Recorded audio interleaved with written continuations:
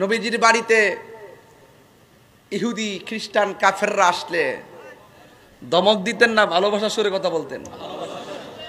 এটাই উচিত। লাকাদ কানা লাকুম ফি রাসূলিল্লাহি উসওয়াতুন হাসানাহ। নবীর মাঝে আছে আমাদের চলার মডেল। কিভাবে কথা বলতে হবে, কিভাবে সম্পর্ক তৈরি করতে হবে, কিভাবে হক কথা মানুষকে বোঝাতে হবে। আপনার মাঝে যদি হিকমত না থাকে, কঠিন ভাষায় মানুষকে বোঝানো সম্ভব না। গোলাপ ফুলের গ্রান একরকম, বেলি ফুলের গ্রান একরকম, হাসনানা ফুলের গ্রান একরকম, রজনীগন্ধা ফুলের গ্রান একরকম। গ্রান যদিও ভিন্ন, নাম একটাই, ফুল। নাম কি? তাহিরি হুজুরের ওয়াজের ধরন একরকম, আরেক হুজুরের ধরন আরেক রকম, আরেক হুজুরের ধরন আরেক রকম। যদিও হুজুর ভিন্ন, সুর ভিন্ন, কিন্তু টার্গেট একটাই, কোরআন এবং সুন্নাহ। কথা কোন ঠিক কিনা? এর বাইরে যাওয়ার সুযোগ আছে আমরার? আমি যদি কোরআন সুন্নাহর বাইরে কথা বলি, আপনাকে আমাকে রাখবেন এখানে? টাইম না সিরালাই বেন্দরে? তাইলে এত হাজার হাজার লোক আমার ঘন্টা 2 ঘন্টা ওয়াজ শুনে বোঝা গেল যে ওয়াজের ভিতরে আমি যে কথাগুলো বলি, এই কথাগুলো কোরআন সুন্নাহর সাথে সাংঘর্ষিক নয়।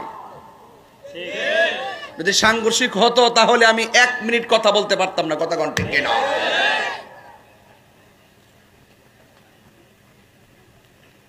ঈদগার মাঠটা বড় পছন্দ হয়েছে। ঈদগার মাঠের পরিবেশ দ্বারা বোঝা যায় এলাকার মানুষ উন্নয়ন বান্ধব মানুষ। কথা কোন ঠিক না বেটি? ঈদগার মাঠের সুন্দর বর্ধন দিয়ে বোঝা যায় এলাকার মানুষ সম্প্রীতি বান্ধব মানুষ। নাইলে 1 গ্রামে 3 ঈদগাহ হয়ে যায়। আর এই এলাকাতে যশোতোয়া আর মোল্লা মিললে হইলে 1 ঈদগাহ। জোরে কন্যা সুবহানাল্লাহ। তাহলে আমরা একটা ভালো মেসেজ পাইয়া গেলাম না? এটা তো অন্য অন্য গ্রামও যায় বলতে পারবো, মিয়াদ কিতা করো না করো, 1 গ্রামে 3 ঈদ, 1 গ্রামের মধ্যে 3 ঈদগাহ দিয়ে বই রইছ। নবীনগর দিক গেছি, যশোতোয়া আর মোল্লা গ্রাম 2 গ্রাম মিললে 1 ঈদগাহ। এরা যদি পারে তোমরা 1 গ্রামে 3 ঈদগাহ দেও কি লেখা? তোমরা সবাই মিললা 3 গ্রাম মিললে 1 ঈদগাহ করো।